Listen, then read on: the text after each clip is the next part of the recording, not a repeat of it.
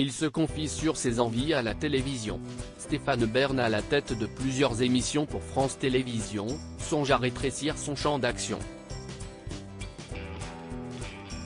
L'un des présentateurs les plus populaires du service public s'est confié dans les colonnes de la Fringale culturelle sur sa rentrée à la télévision. Après une grosse saison entre funérailles royales et couronnement, il réfléchit à ralentir le rythme sur les émissions qu'il accepte d'enchaîner. « Je ne présente peut-être trop », avoue-t-il au magazine culturel. Ayant fait son retour cette semaine, le 13 septembre, pour la 6e édition du Monument préféré des Français sur France 3, l'animateur s'est imposé comme le spécialiste de la royauté, de l'histoire mais aussi du patrimoine.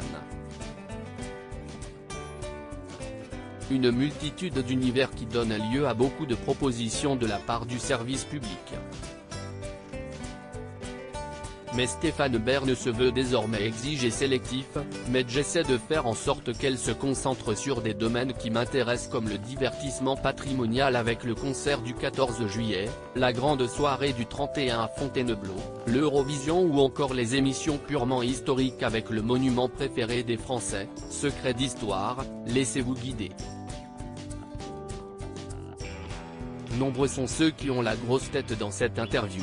Stéphane Bern aborde également le sujet de l'image à la télévision.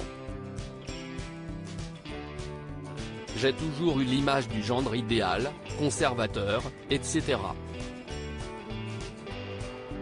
Concède Stéphane Bern, qui revendique une vraie liberté.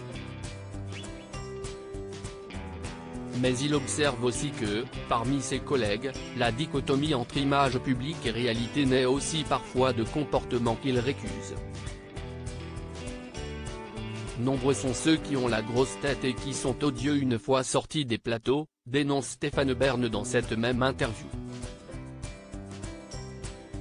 En 30 ans de carrière, j'ai pu constater que des personnes étaient adorables avec moi, mais horribles dans la vie. Moi, j'essaie d'être le même. Crédit photo, Cédric Perrin.